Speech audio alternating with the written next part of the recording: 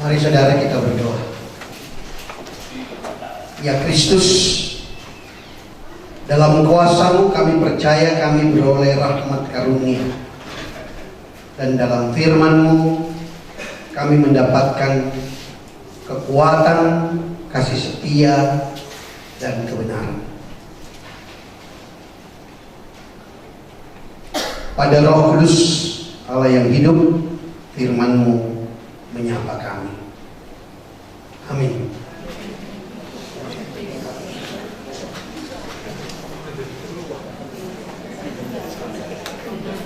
Siapa yang saudara pilih? Dia yang bermuka 1000 dengan topeng, atau orang dengan ketulusan,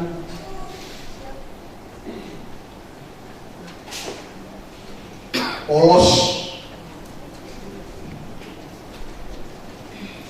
Mari baca kitab Ulangan 17.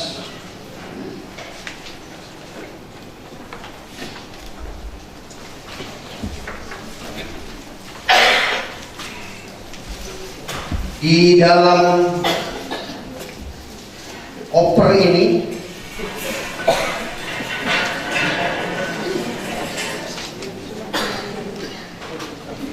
jangan saudara kira saya baru pulang dari bepergian.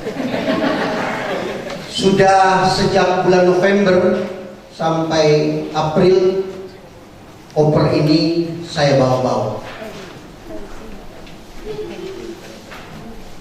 Salah satunya dia berisi banyak barang yang bisa jadi saksi. Kalau ada KKN, nggak perlu disendirikan, mereka akan diam dan menunggu isi koper ini apa.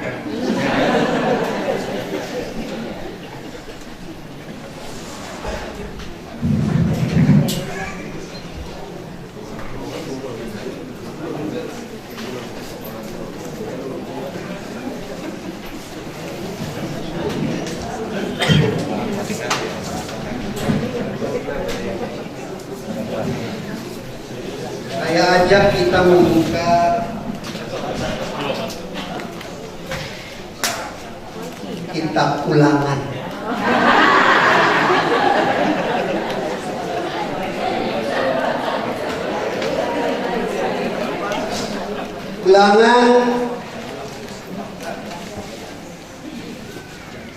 Ulangan 17 ya. Ayat 4 sampai 20. Baca Alkitab itu yang benar. Jangan sembarangan baca Alkitab. Kejadian, Keluaran, Maut, Bilangan, Ulangan.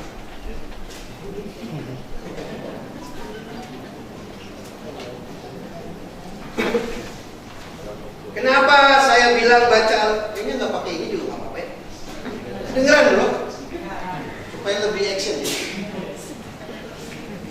Saya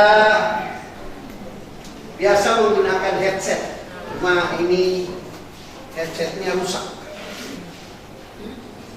Ulangan 17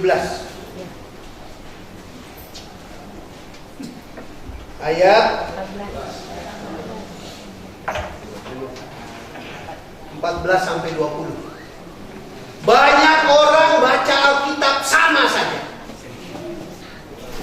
Mau Kejadian, mau Mazmur, mau Kidung Agung, mau Amsal, mau Injil, mau surat-surat, sama saja. Karena itu Alkitab kehilangan daya pukau, karena orang membacanya tidak betul.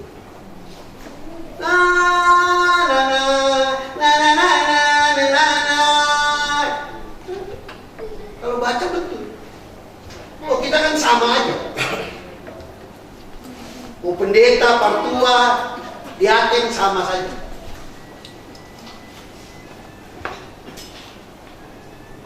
Padahal Alkitab itu seperti makan buah. Makan buah manggis beda dengan makan buah kedondong. Makan buah apel beda lagi dengan makan buah. Coba makan buah manggis kayak makan buah apel. Biru semua. Jadi yang belum baca Alkitab bertobat. Apalagi hanya baca begitu-begitu. Ini zaman milenial. Kalau Anda marah orang baca Alkitab dengan gadget, maka saudara harus baca Alkitab yang betul. Jadi beda baca Alkitab. Di mana belajar baca Alkitab? Di sekolah teologi, nggak diajar di sekolah teologi. Di mana? Di teater. Saya pendeta, sutradara, host TV, pengajar khusus khotbah kreatif. 300 pendeta GBKP sudah dilatih khotbah kreatif di Kabanjahe sana. Sekarang saya dengan gereja Toraja 700 pendeta sampai tahun 2022.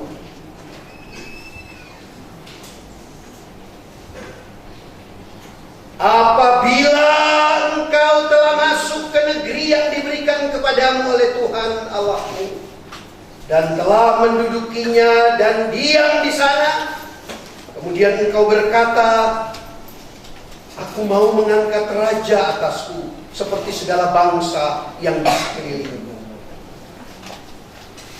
Maka hanyalah raja yang dipilih Tuhan Allahmu yang harus kau angkat atasmu. Dari tengah saudara-saudaramu haruslah engkau mengangkat seorang raja atasmu. Seorang asing yang bukan saudaramu tidaklah boleh kau angkat atasmu.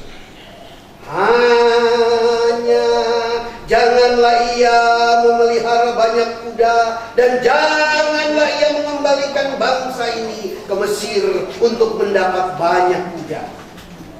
Sebab Tuhan telah berfirman kepadamu, janganlah sekali-kali kamu kembali melalui jalan ini lagi. Juga janganlah ia mempunyai banyak istri, supaya hatinya jangan menyimpang.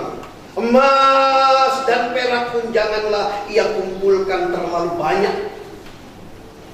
Apabila ia duduk di atas tahta kerajaan, maka haruslah ia menulis bagimu salinan hukum ini menurut kitab yang ada pada imam-imam orang Lewi. Itulah yang harus ada di sampingnya. Haruslah ia membacanya seumur hidupnya untuk belajar takut akan Tuhan Allahnya dengan berpegang pada segala isi hukum dan ketetapan ini untuk dilakukannya, supaya jangan ia tinggi hati terhadap saudara-saudaranya, supaya jangan ia menyimpang dari perintah itu ke kanan atau ke kiri, agar lama ia memerintah ia dan anak-anaknya di tengah-tengah orang Israel. Kalau baca Alkitabnya benar, nggak perlu khotbah. Tutup Alkitab, turun dari mimbar, terima amplop.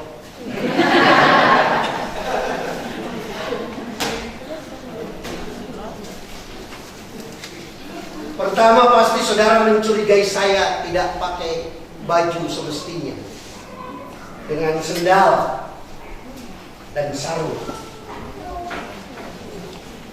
Saya mau bilang kepada saudara, sarung ini simbol penyertaan Tuhan. Orang Karo pakai sarung, duduk angkat kaki, tutup dengan sarung. Cuma gak ngangkat kaki. Hanya orang Karo yang paham the taste of Christ, yang mengerti cita rasa Kristus, tahu rasa Kristus.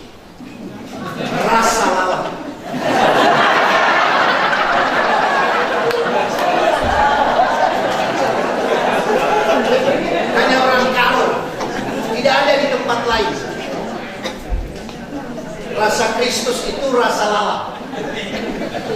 Artinya saya tahu, tapi plesetin di situ. Yang di atas bisa lihat? Bisa. Nanti saya naik. Sarung. Ini sarung. Perhatikan. Ya. Ini bukan milik agama tertentu. Ini milik orang Melayu. Dari Sumatera sampai Riau. Lihat. Ada ujungnya tidak? Seperti cinta Tuhan.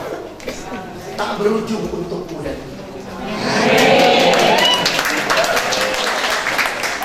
jangan ukur cinta Tuhan karena kesetiaanmu dan kesetiaanmu. Saudara berdoa, lalu Tuhan sayang begitu? Enggak. Tanpa saudara berdoa, Tuhan sudah sayang pada saudara. Yang membuat saudara harus berdoa adalah supaya saudara tambah cinta pada Tuhan. Kalau Tuhan sudah cintai saudara, seperti apapun hidup saudara, Tuhan bertanggung jawab. Dingin.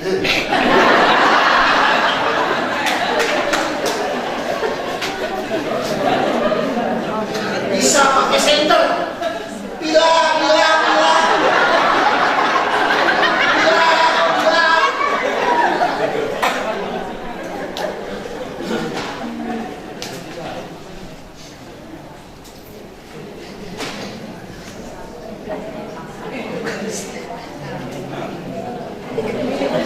Pulang pesta.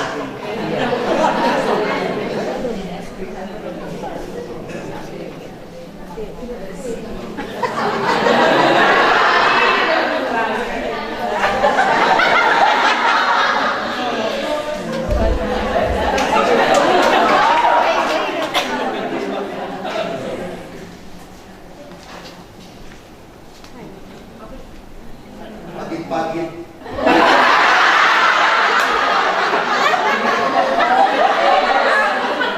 manggal kue pulang pesta multifungsi sarung. Makanya saya pakai sarung untuk menakut-nakuti anak kecil.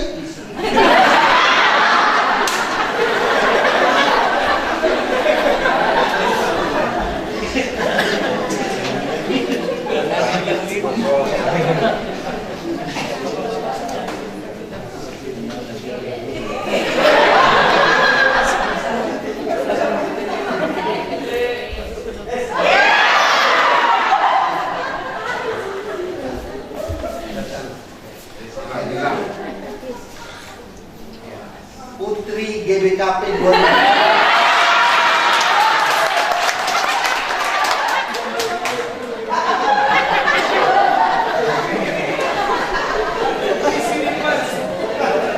Itu kalau pilihan Tuhan, maka Tuhan bisa bikin apa saja untuk orang itu.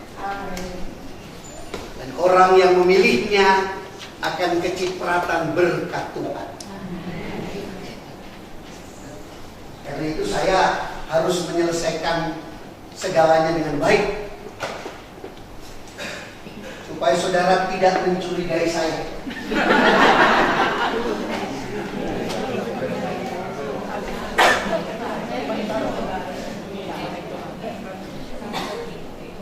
Biar selesai nih urusan, sehingga tidak ada yang bingung. Ini pendeta atau tukang ojek? Ya, supaya kita khotbah enak, yang di atas juga senang. Oke, tinggal masukin.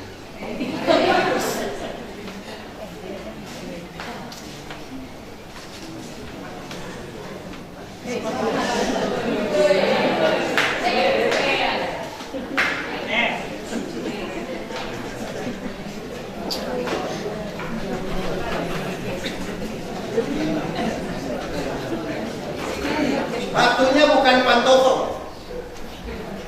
Satu.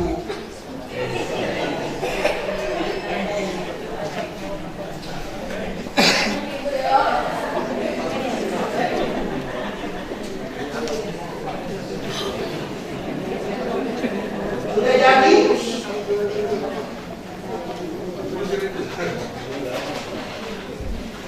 Sudah bisa?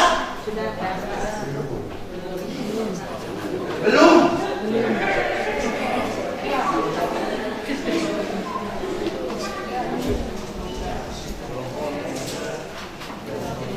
Pakai yang namanya jas. Kalau di kapan jahe dingin, apalagi di gambar dingin. Dekat Sinabung.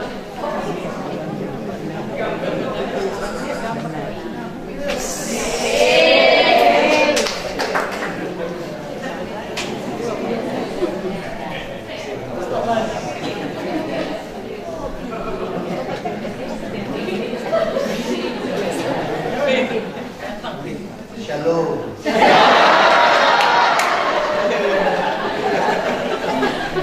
Orang tua nggak bisa pakai ini, hanya pendeta.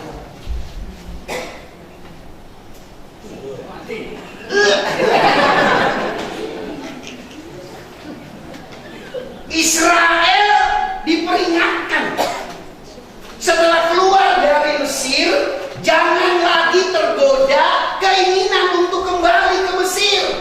Makanya jangan pelihara kuda, karena kuda itu alat pertanian yang bisa mengingatkan Israel balik lagi ke Mesir. Enak zamanku toh. Orang mengembalikan ke nostalgia indah. Dulu beda dengan sekarang. Dulu zaman kolonial, sekarang zaman milenial, beda. Tidak bisa disamakan. Harga-harga murah. Oh, murahan sekarang soal ojek. Dulu kan ojek pangkalan berkuasa sekali. Sekarang kan ada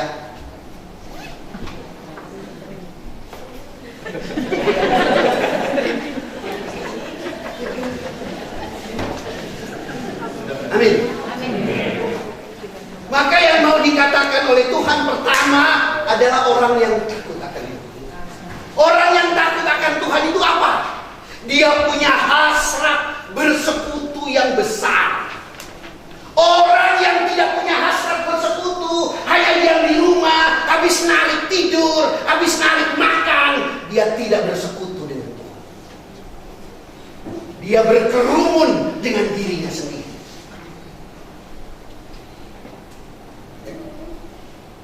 Saudara tahu, orang-orang yang dikatakan Tuhan, kalau kamu memilih raja, pilih yang takut akan Tuhan. Takut akan Tuhan.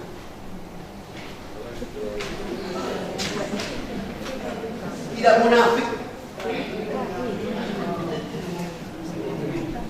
Tidak munafik.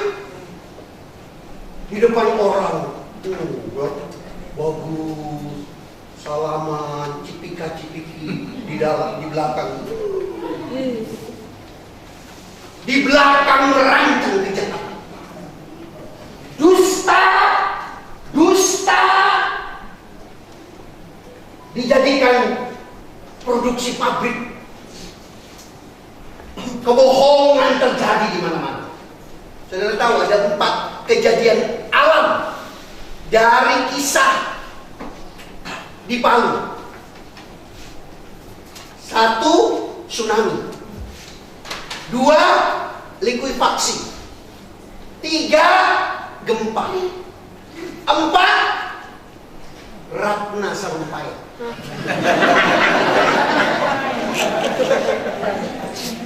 Kebohongan abadi. Hoax spiritual. Semua yang baik dikatakan buruk. Tidak ada yang baik. Itu orang-orang yang bertopeng. Dia duduk sebagai apapun, dia pakai topeng.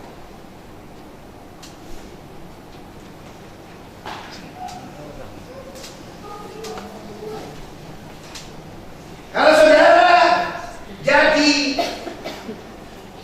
pemimpin, kalau saudara jadi pemimpin, atau saudara memilih pemimpin, nggak ada khotbah kayak begini, nggak ada. Paling banyak pendeta ngomong doang. Nah ini ada gini, bawa macam-macam. Mana ada pendeta bawa koper, ganti baju di dalam khotbah, nggak ada. Hanya temannya Dewi. Kalau bukan karena dia adik kelas saya nggak mau datang. Emang berapa sih amplop lo?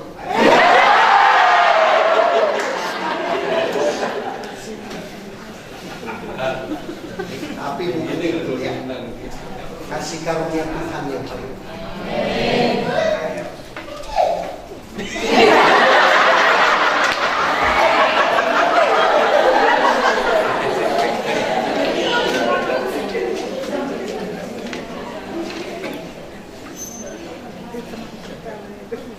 Bisa kelihatan ya?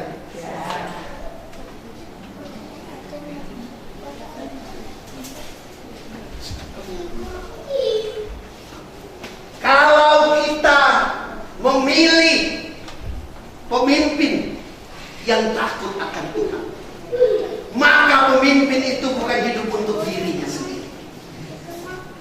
Dia hidup untuk banyak orang.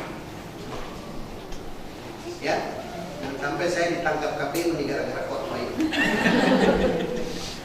Dia hidup bagi banyak orang. Dia habis pekerjaannya untuk orang-orang banyak.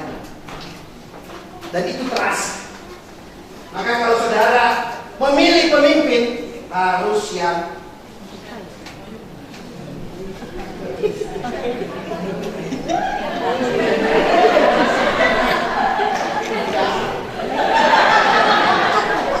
seneng kau kan? Yang melindungi, bukan menjadikanmu sapi perahan, tapi memberimu keteduhan. Amin.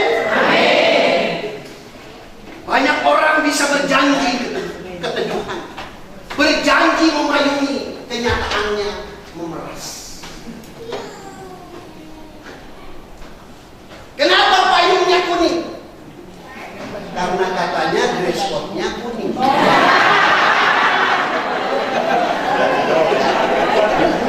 Kalau dress code-nya merah, payung merah.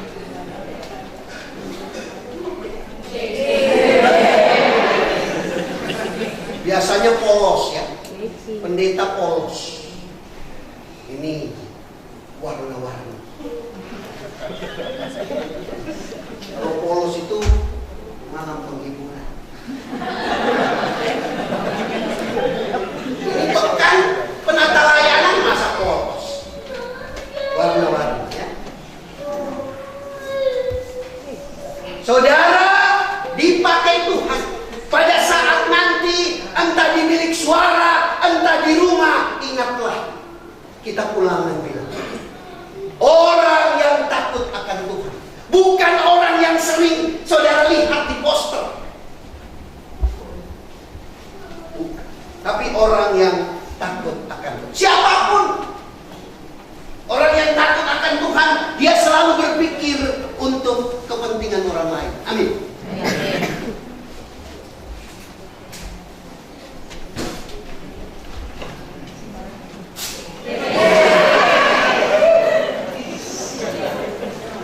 Ya, pilih pemimpin itu yang menyejukkan, bukan yang mengompori, bukan yang menghasut, bukan yang menuduh,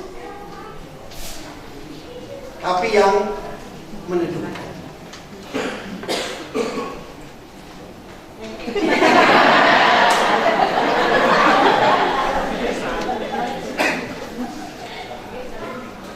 Maka saudara juga di dalam hidup rumah tangga harus menyejukkan. Perempuan ya menyejukkan, bukan mengompori.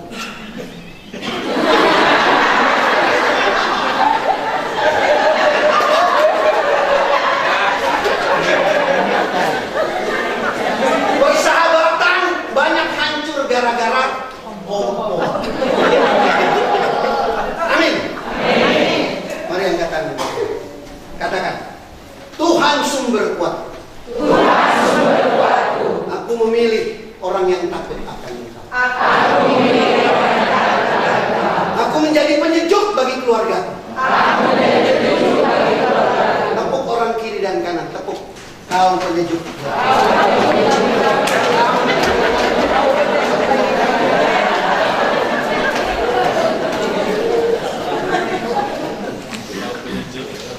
Segala sesuatu, ya, segala sesuatu. Bahkan doa salah jadi masalah. Ya. Doa, orang berdoa salah jadi masalah. Itu tradisi yang disebut sebagai bukan menyejukkan. Menyejukkan di AC ini kan menyejukkan. Ya. Saudara bisa bayangkan AC ini. Untungnya ada AC itu apa?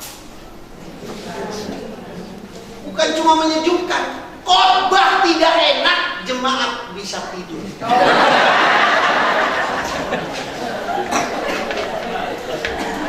Makanya untung ada AC.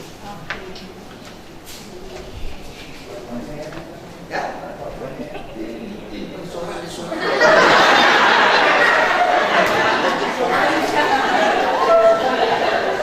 Assalamualaikum. Malaikat sendiri.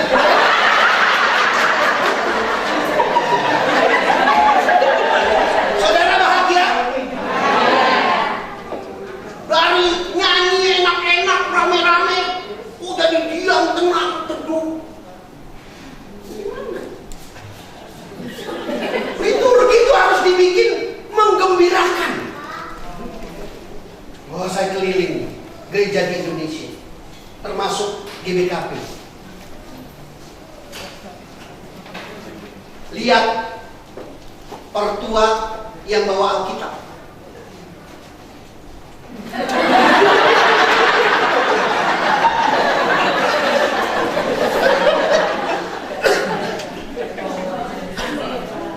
Tidak menggembirakan, menakutkan. Amin. Partua diaken masuk dari mana? Ya, kalau masuk partua diaken juga pendeta kan?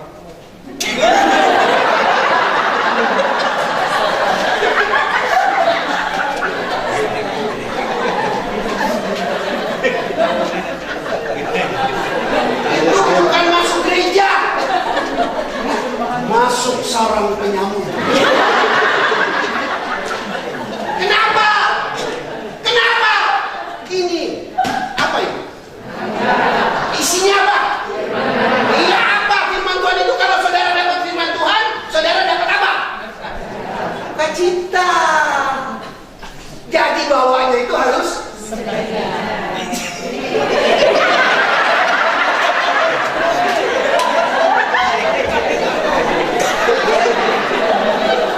di gereja saya juga begitu. Di gereja kami juga begitu. Kami rubah liturgi. Masih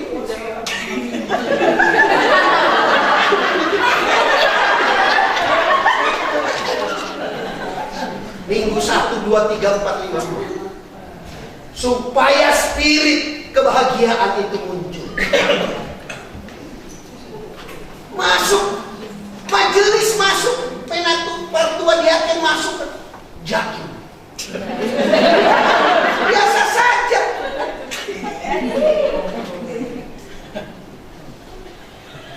Kalau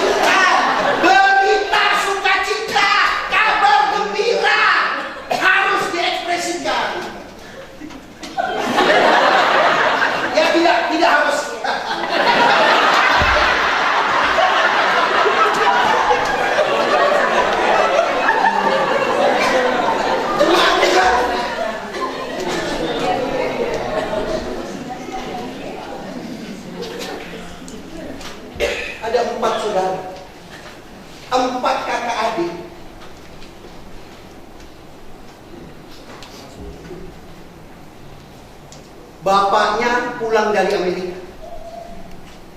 Bertahun-tahun di Amerika. Anak pertama dikasih hadiah. Dia terima. Dia menyanyi. Terima kasih Bapak. Terima kasih Bapak. Bapaknya bilang, oh Katolik.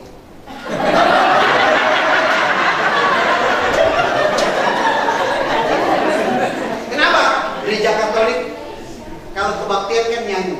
Santa Maria, Bunda Allah, doakanlah kami yang berdosa ini sekarang sampai kami mati.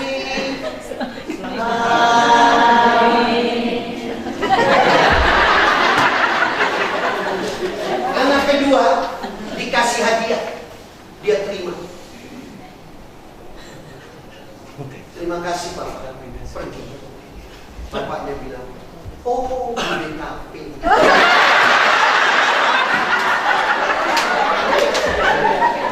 Nggak ada ekspresi. Susah senang sama.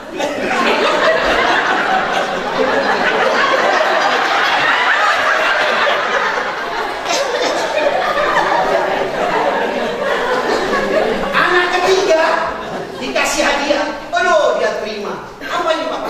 Sama dengan hadiah buat kakak. Apa? Buka saja. Dia terima. Dia langsung yes, yes, yes. Oh, Iberias. Anak keempat paling bungsu. Dikasih hadiah, dia ingat bapaknya susah. Dia ambil, dia nangis.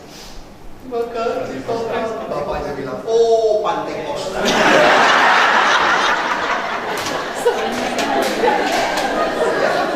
Semuanya dapat hadiah. Yang membedakan apa? Ekspresi. Apakah salah dia anak kedua dia? Enggak. Ekspresinya begitu, jangan disalahin. Jangan dimarahin. Emang begitu orangnya. Jangan disuruh-suruh dia. Dia gak bisa tepuk tangan, kau suruh tepuk tangan. Dia tenang. Tapi dia memiliki kebahagiaan itu. Amin. Yang perlu dilakukan adalah apa? Mengerti cara dia dan cara kita berbeda. Saya ditanya di DBKP Cempaka Putih, ya, DBKP Jakarta Pusat. Pendeta, saya berdoa dekat orang yang doanya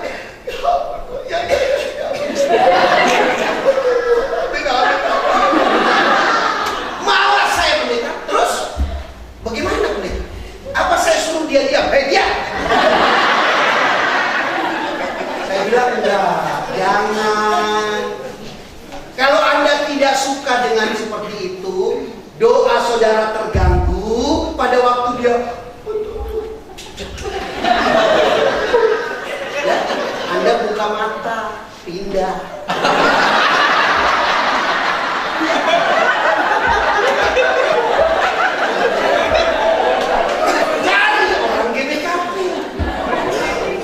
Pasti dia tenang. Sebab tidak tahu dia berdoa.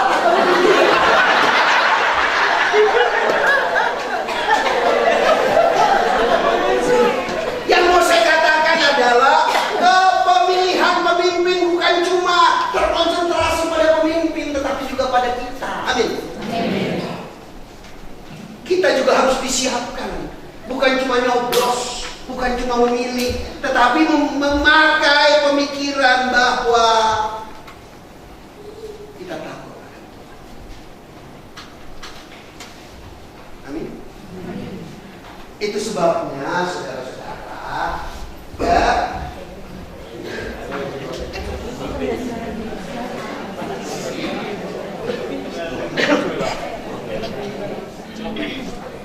memimpin itu seperti orang memasak.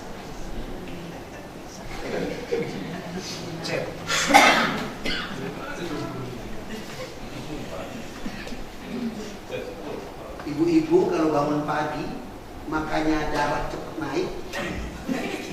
Begitu bangun,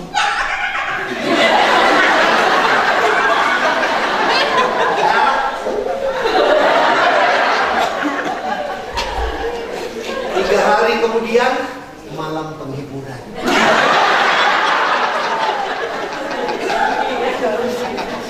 Harus apa? Kalau saudara melayani, saudara memimpin, Tuhan bilang kalau takut akan Tuhan, ya, bukan orang-orang sembarangan, tapi orang-orang yang mampu memberikan kebahagiaan. Pagi-pagi itu biasakan pikiran bahagia. Jangan belum apa-apa dong.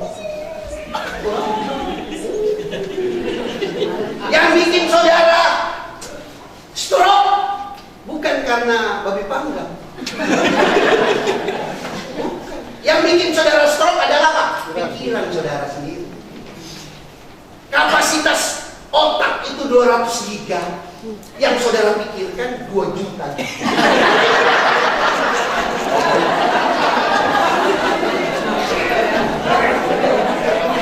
Sekarang kan semua orang bisa khotbah.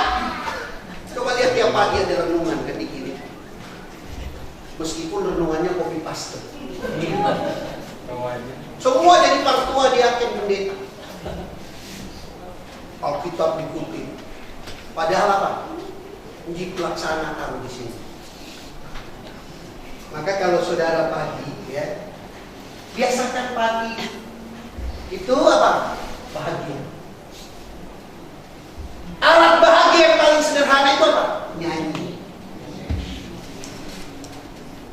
Allahku luar biasa. Allahku luar biasa. Allahku luar biasa. Allahku luar biasa. Suka-sukamu Tuhan.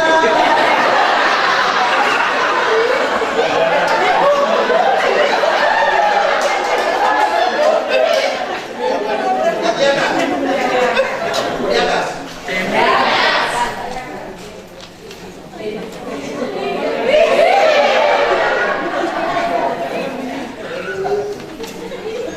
Belum pernah kan? Khotbah begini. Makanya kita menjahe.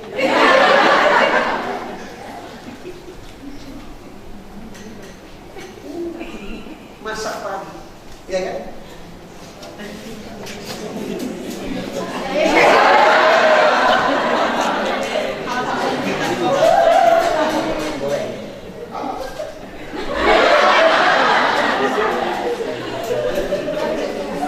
Iris, ya, bawang, taruh minyak, ya,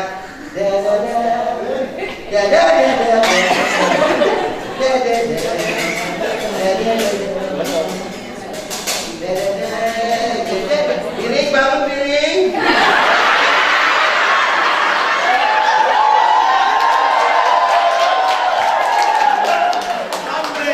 Anak sekolah, namanya sendirian. Panggilnya piring. Mau sekolah, piring. Kalau kita bangunin anak kita,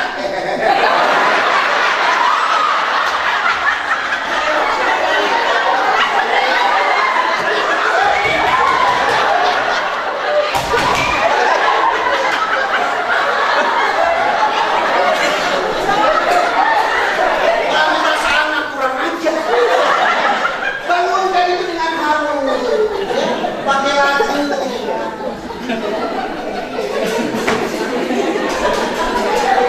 Senang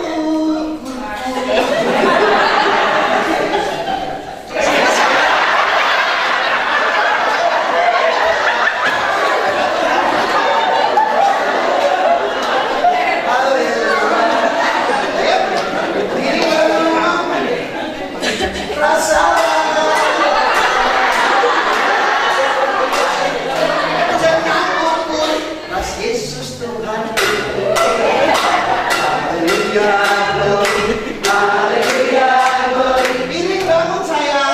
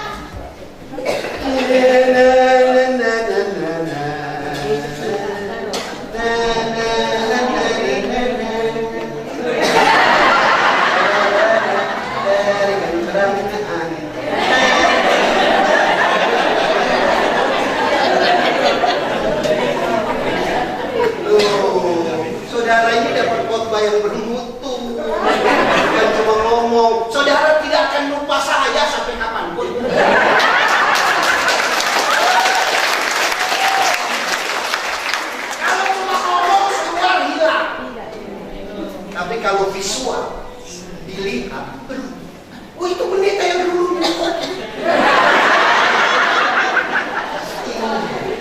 Ini khotbah yang saya sebut metanarasi visual.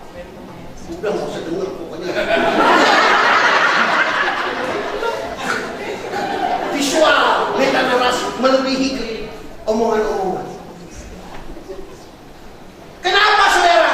Itu ya. Sudah masak, matikan api.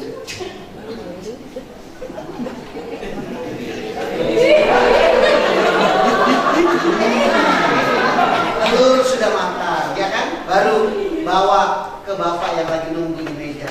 Ini ayam papi. Ini sayang telur dadar dari mama. Makannya lah masuk di hati, kesetiaan hadir. Kenapa banyak suami yang cari perempuan lain di luar?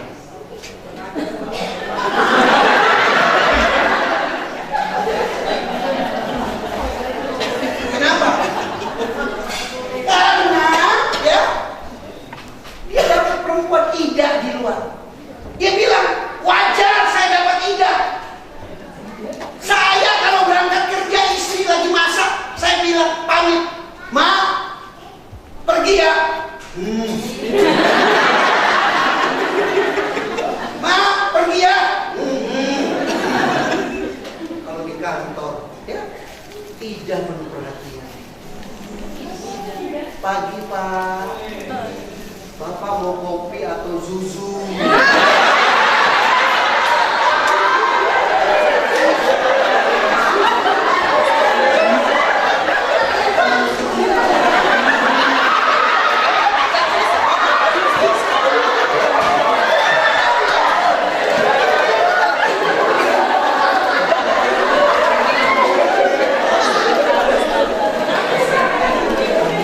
Di rumah pagi jas, pulang kantor jas, mau tidur jas.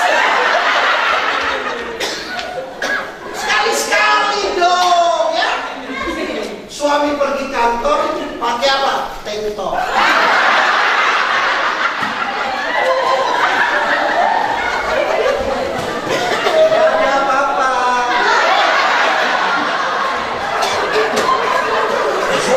Mau pulang terus 3 bulan dia kerja di PHK. Mau pulang terus.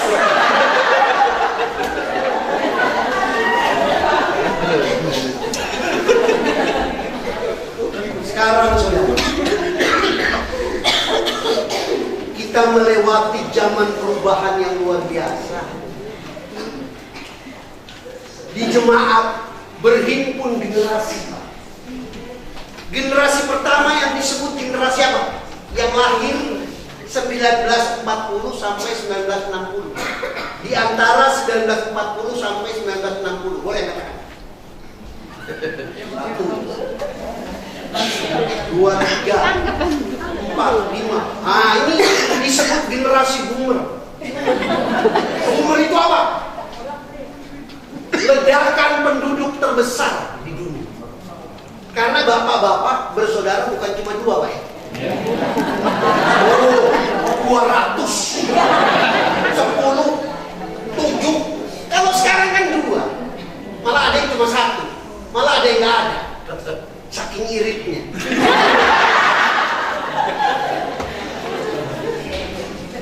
Orang-orang yang umur 40 sampai 60 itu orang-orang yang tangguh.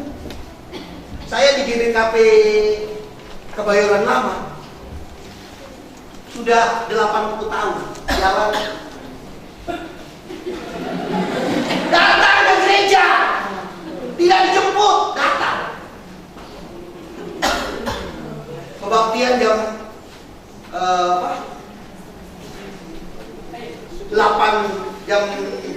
6 sore, dari rumah jam 4.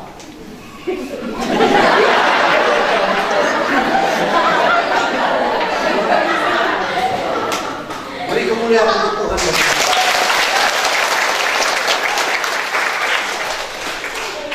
Ya, ada kelemahannya. Ya, kelemahannya lamban memang. Ya, jarang begini-begini. Karena mereka dulu tidak begini-begini. Jadi kalau mereka menyanyi tidak biasa saja, mereka menghayati. Orang-orang yang ya agak susah berubah. Kenapa? Karena dulu mereka yang merancang itu. Dipahami, harus mengerti. Generasi di bawahnya yang lahir 1960 sampai 1980 angkatan. Banyak di gereja juga. Ya, ini namanya generasi X. Kalau generasi boomer tadi, dia apa? Auditori. Dia dengar orang ngomong. Jadi khotbah biar 7 jam dia tenang.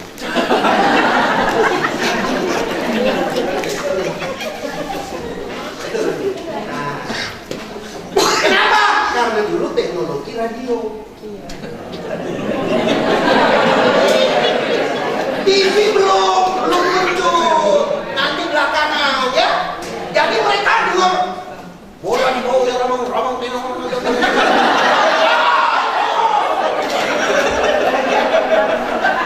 Kalau yang generasi 60 sampai 80 sudah sedikit visual. Sudah main pakai LCD proyektor. Tapi belum canggih mereka.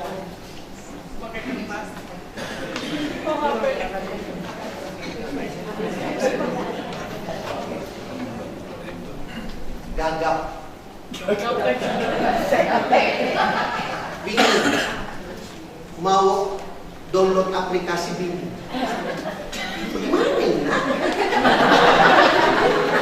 Nah, diperlukan generasi 80 sampai 2000.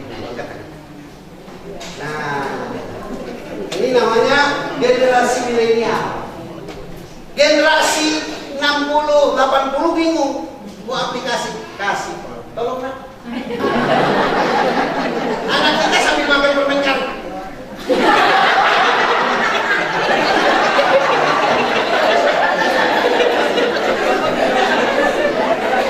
Ya kan? Canggih. Kenapa? Karena sudah ada televisi. Generasi X sudah ada televisi, walaupun mungkin masih hitam putih, tapi kemudian berubah jadi warna. Di generasi milenial bukan cuma televisi, tapi sudah TV coba di rumah.